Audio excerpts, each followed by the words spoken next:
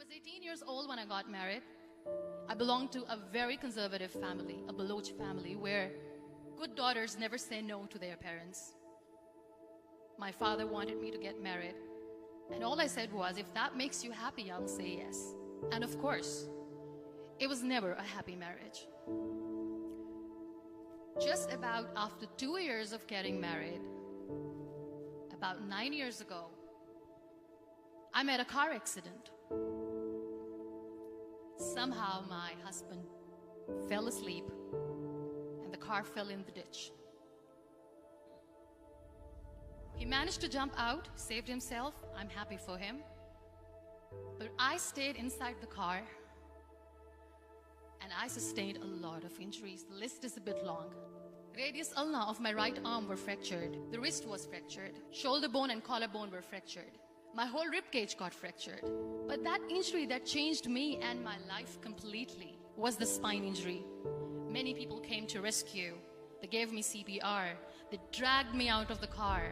And while they were dragging me out, I got the complete transection of my spinal cord. Those 2.5 months in the hospital were dreadful. I was at the verge of despair. One day, doctor came to me and he said, well, I heard that you wanted to be an artist, but you ended up being a housewife. I have a bad news for you.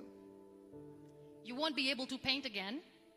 Next day, doctor came to me and said, your spine injury is so bad, you won't be able to walk again. I took a deep breath and I said, it's all right. Next day, doctor came to me and said, because of your spine injury and the fixation that you have in your back, you won't be able to give birth to a child again. That day, I was devastated. I started to question my existence. Why am I even alive?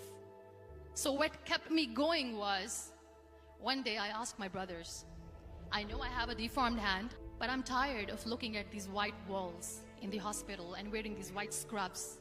Bring me some colors, bring me some small canvas. I want to paint. So the very first painting I made was on my deathbed, where I painted for the very first time. What an amazing therapy it was. Without uttering a single word, I could paint my heart out. I could share my story. People used to come and say, what lovely painting, so much color. Nobody could see the grief in it. Only I could. And that day I decided that I'm going to live life for myself. I am not going to be that perfect person for someone. I am just going to take this moment and I will make it perfect for myself. That I'm going to fight my fears. So I wrote down one by one all those fears. And I decided that I'm going to overcome these fears one at a time. You know what was my biggest fear? Divorce. But the day I decided that this is nothing but my fear, I liberated myself by setting him free. And I made myself emotionally so strong that the day I got the news that he's getting married, I sent him a text that I'm so happy for you and I wish you all the best. And he knows that I pray for him today. Number 2 was, I won't be able to be a mother again. And that was quite devastating for me. But then I realized there are so many children in the world, all they want is acceptance. So there is no point of crying, just go and adopt one. And that's what I did.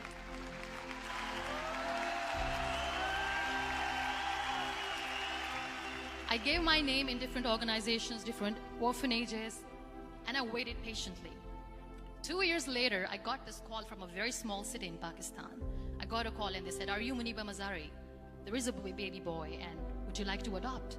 I could literally feel the labor pain. I said, yes, yes, I am going to adopt him. I am coming to take him home.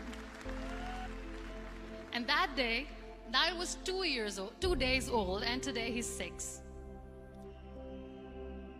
You know, when you end up being on the wheelchair, what's the most painful thing?